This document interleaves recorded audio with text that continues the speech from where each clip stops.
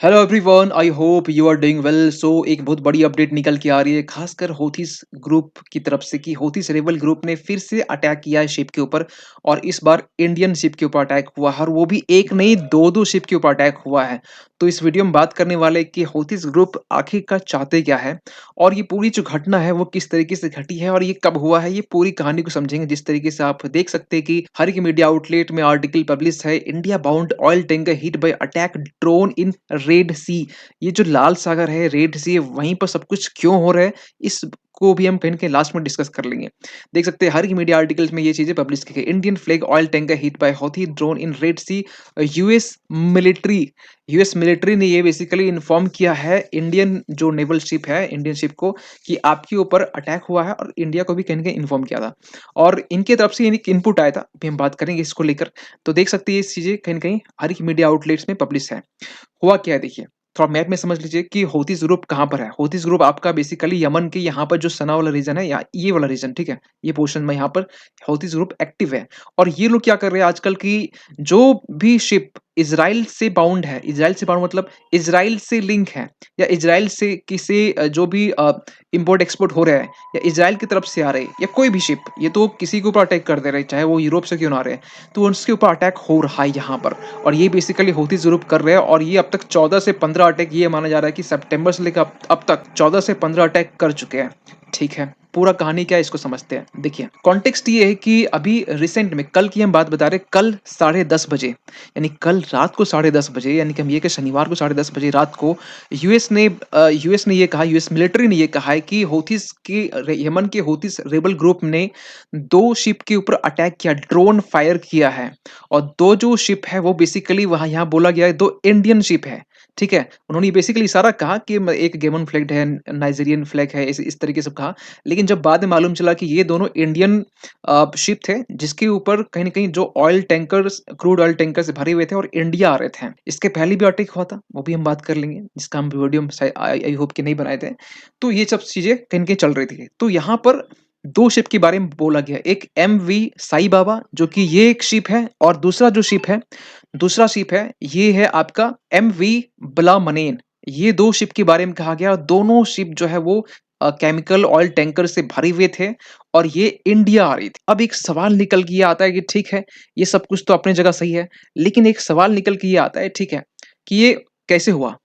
देखिए, 10:30 बजे 8 बजे के आसपास में हम ये कहें कि थोड़ा पहले यूएस मिलिट्री वहाँ पे तैनात इसलिए क्योंकि आपको मालूम है कि जो ऑपरेशन गार्डियन जो चला जा रहा है, ऑपरेशन प्रॉस्पेरिटी गार्डियन, इसके तहत में यूएस के मिलिट्री और बाकी जो कुछ 10 देश है, आपस मिलकर वहाँ पर पेट्रोलिंग कर रहे हैं। पेट्रोलिंग करने के दौरान ये लोग खासकर वहाँ की सेफ्टी सिक्योरिटी के लिए पेट्रोलिंग कर रहे हैं कि जो भी शिप वहाँ से गुजरेगी उसको, ताकि एक मतलब आगाह कर सके कि हाँ, यहाँ पर हौथीस ग्रुप यहाँ पे एक्टिव है, अटैक हो सकता है, ताकि एक मतलब इंस्टेंट हो सके, उनको हेल्प प्रोवाइड किया जा सके। तो यहाँ पर चीज़ें आगे बढ़ती है, तो यहाँ होता क्या है कि अभी फ़िलहाल इस सब चीज़ों में एक चीज़, अच्छी खबर निकल के ये आई है इन बैड न्यूज़ में से, कि अभी तक किसी को इंजरीज़ नहीं हुई है, सभी लोग सेफ एंड सिक्योर है।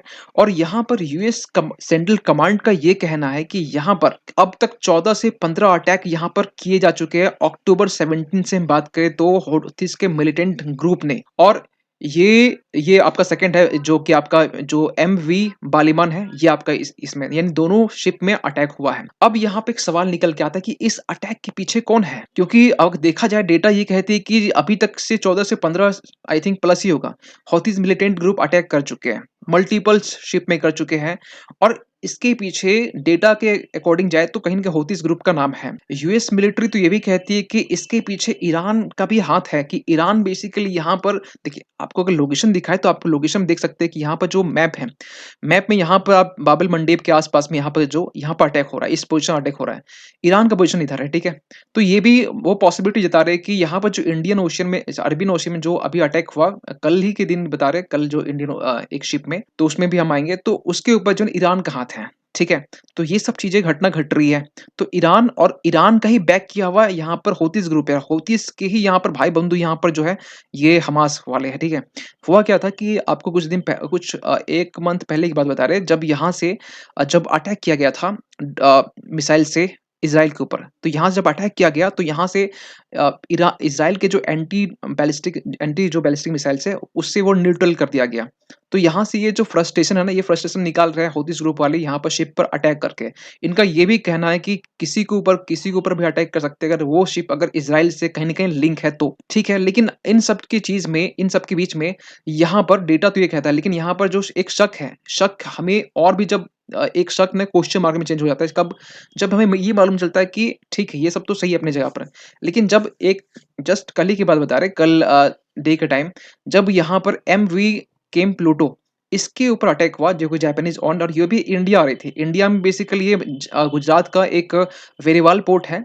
यहाँ पर ये बेसिकली आने वाला था डेस्टिनेशन और ये जब यहाँ से आ रहा था तो बेसिकली अरब वर्ल्ड से ही आ रहा था चलते हुए और यहाँ पर जाके अटैक हुआ है। कहा जा रहा है कि ये जो ईईजेड है, एक्सक्लूसिव इकोनॉमिक ज़ोन जो कि 200 माइल तक में होता है, तो ये बिल्कुल ये नज़दीक था। मतलब रियलिटी देखा जाए 370 किलोमीटर के आस-पास में ये चीज़ें अटैक हुआ है और इस बार जो 20 यहाँ पर कहीं न कहीं लोग थे इसमें शिप में, इसके ऊपर अटैक नहीं हुआ है लेकिन हाँ, किसी को इंजरीज़ नहीं हुई है, सभी लोग सेफ हैं। लेकिन ये जो अटैक का जो सिलसिला बढ़ रहा है, इंडियन शिप के ऊपर खासकर कुछ दिनों से कल से हम नोटिस कर रहे हैं कि इंडियन शिप के ऊपर अटैक हो रहा है। अभी तक किसी को कहीं न कोई नुकसान नहीं हुआ है, ये एक अच्छी बात है। ये शिप बेसिकली जो थी कैंप प्लूटो ये न्यू मैंगलोर यहाँ आ रही थी और यहाँ पर अटैक हुआ है, ठीक है। ये सब कुछ घटना में ना अब यहाँ पर ब्लेम गेम चल रहा है। ब्लेम गेम किस तरीके से? इरा देखिए यूएस कहता है कि जो जो कैंप प्लूटो है, इसके ऊपर ना ईरान का हाथ है। ईरान ये पेंटागन बेसिकली यूएसए की आर्मी है, उन्होंने ये दावा किया कि इसके पीछे ईरान का हाथ हो सकता है। लेकिन जब ईरान का भी रिप्लाई जब आता है कि ईरान के जो डिप्यूटी फॉरेन मिनिस्टर हैं, अली बिघारी इन्होंने ये कहा कि हौथीज़ का ही ये बेसिकली करा कराया क्योंकि वो अपने आप में ऑन डिसीजंस एंड कैपेबिलिटीज़ हौथीज़ अपनी डिसीजंस एंड कैपेबिलिटीज़ पर ये जो एक्ट है वो कर रहे हैं। इसके पीछे ईरान का हाथ नहीं क्योंकि मालूम है कि ईरान इसलिए भी ऐसा कहा क्योंकि मालूम है कि ये जो शिप है ना, ये इंडिया की शिप है और इंडिया और ईरान के बीच में जो रिलेशन है, अच्छे माने जाते हैं। तो इसके लिए ईरान ने अपना जो है ना पल्ला वो झाड़ लिया है। लेकिन अभी आपको बता दें कि ऑपरेशन प्रॉस्पेरिटी गार्डन की जो बेसिकली हौथीज़ के अगेंस्ट जो चलाया गया है, अमेरिका ने स्टार्ट किया है, पेट्रोलिंग के लिए और यहाँ पर एक आगाह करने के लिए जो भी शिप यहाँ पे से गुज़र रहे हैं कि उनके ऊपर अटैक हो सकता है, इसके लिए। तो ये सब चीज़ जो हो रहा है ना, ये यहाँ पर बेसिकली जो गल्फ ऑफ एडन है, इसके आस-पास में यहाँ पर जो यूएसए की जो शिप है या जो ऑपरेशन प्रॉस्पेरिटी गार्डन है, उनके शिप यहाँ पर बेसिकली मंडरा रहे हैं, ठीक है? ताकि अटैक से बचाया जा सके। लेकिन फिर भी एक सवाल निकल के आता है कि ये सब चीज़ में यहाँ नुकसान किनको हो रहा है? नुकसान हो रहा है पूरे ग्लोबल कम्युनिटी को, ट्रेड को हो रहा है क्योंकि कहा जा रहा है कि ये जो पूरा जो एरिया है ना, जो 2000 जो लेंथ है, 2000 किलोमीटर लेंथ है और ये जो स्वेज कैनाल आप यहाँ से देख रहे हैं, स्वेज कैनाल में 12% जो पूरे वर्ल्ड का ट्रेड यहाँ से होता है और इस सिचुएशन में अगर यहाँ पर शिप क्रॉस नहीं करेगी, गुजरेगी नहीं, तो यहाँ पर इकोनॉमिकली जो कंट्री जो यहाँ से ट्रेड करते हैं, उनको नुकसान हो सकता है यहाँ पर। तो क्या किया जा सकता है? देखिए, क्या-क्या नहीं जा सकता मतलब देखिए, करने का तो ये है कि यहाँ पर जितने भी कम्युनिटी है, जितने भी वर्ल्ड कम्युनिटी है, यहाँ पर हौथीज़ के खिलाफ में एक्शन ले सकते हैं। यहाँ पर जिस तरीके से प्रॉस्पेरिटी गार्डन चलाया गया है, जिसका इम्पैक्ट कह सकते हैं कि थोड़ा-सा मतलब इसका इम्पैक्ट क्या हुआ कि अटैक तो हो गया, लेकिन अटैक से के बाद चीज़ें मालूम चल रही है। ऐसा होता कि अटैक से पहले चीज़ें मालूम होती, तो शायद ये चीज़ें कुछ और होती। तो यहाँ पर कुछ और भी स्ट्रॉन्ग यहाँ पे स्टेप उठाए जा सकते हैं। लेकिन एक सवाल बारहा मन में उठ रहा होगा कि सर ये सब तो सही है, लेकिन क्या हो सकता है? देखिए, एक चीज़ अगर आपको हम बताएँ, तो हौथीज़ ग्रुप ना, ये ना ब मतलब इस बार ना बिल्कुल ये पैलेस्टीन के साथ में, हमास के साथ में, इनका यही एक ही एजेंडा है कि उनके लिए गॉड जो है ना, बस मतलब वो जिसे मानते हैं, वही उनके लिए गॉड है।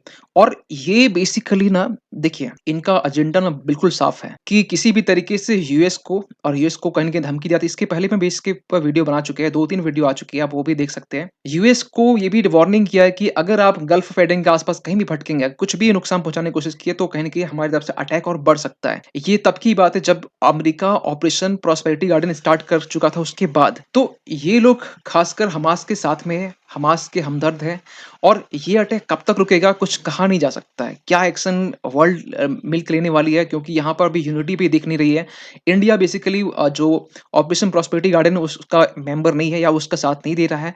इवन कि बहरीन को छोड़ के जितने भी अरब वर्ल्ड है, इवन कि यूएई हो गया है हो गए यहाँ पे या फिर हम बात करें जो जो सऊदी अरेबिया हो गया, ये लोग भी कहीं न कहीं ऑपरेशन जो प्रॉस्पेरिटी गार्डन है, इसका साथ नहीं दे रहे हैं।